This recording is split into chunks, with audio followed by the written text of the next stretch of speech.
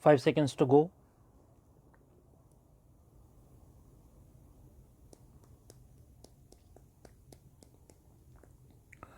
Start. Bombay is a city with a cosmopolitan outlook, and it is a happy coincidence that discussions focusing attention on various aspects of science and technology which have a bearing on the welfare and well-being of society have been organized at this great metropolis. It is gratifying to see distinguished scientists from all over the world gathered together on the eve of the 90th birth anniversary of Pandit Jawaharlal Nehru. It is a fitting tribute to one of the greatest personalities of our times. As a student, I was inspired by his charisma and idealism. To those of my generation, he symbolized the India of our dreams. I came into close contact with him when I was a member of the Constituent Assembly, and a little later when I was invited by him to be a member of the working committee of the then Indian National Congress. I was fortunate to have had the opportunity of working closely with this great nationalist statesman in the exciting days following the advent of freedom.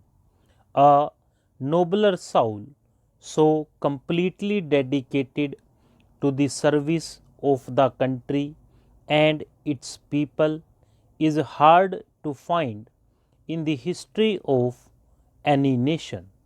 That we had this great man to inspire us during the struggle for freedom and guide our destiny during the crucial post independence era is indeed a stroke of good fortune. He had a sensitivity of mind which he combined so well with a rare delicacy of feeling and large generous impulses. He was impatient at times, but only because he wanted us to march faster towards the glorious future in which he believed.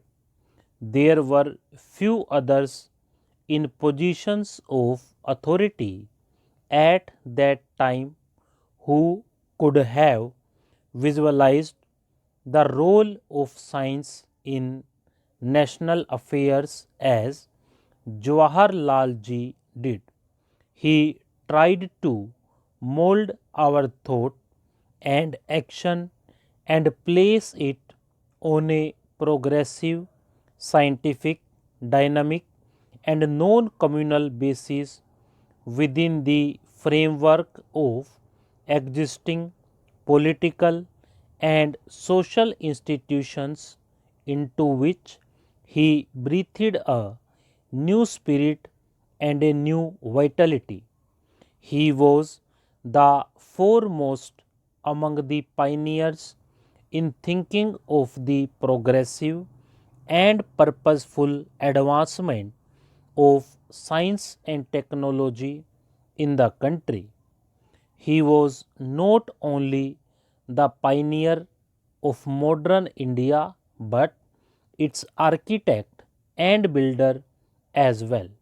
He provided an impetus to all modern concepts of nation building and provided the encouragement and moral support to those seeking to launch India on to the international scene.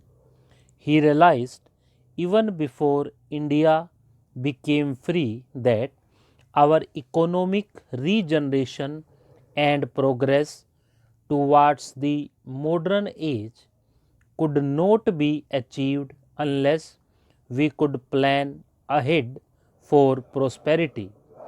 With his association and experience of pre independence planning, he infused dynamism and imagination as chairman of the Planning Commission into the 5-year plans which have today brought us to the forefront among the developing countries of the world.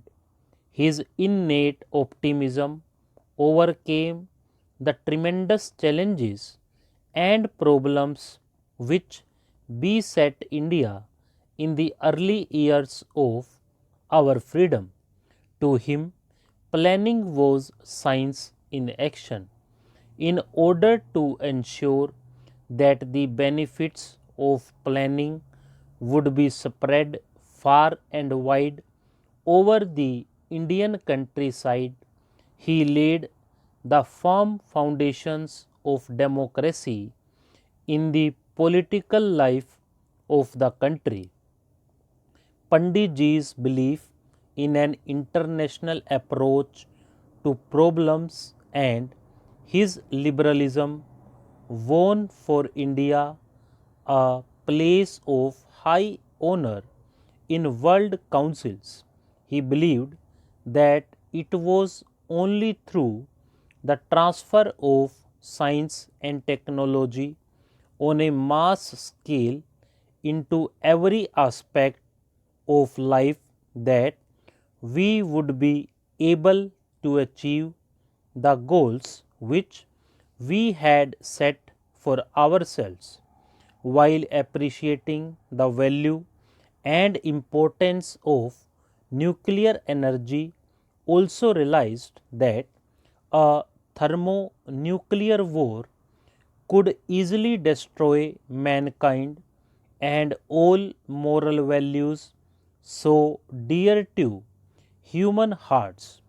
It was only to avert this catastrophe that his lone voice could be heard so often at international forums, pleading for the lessening of tensions and for the promotion of gradual and mutual understanding between the peoples of the world.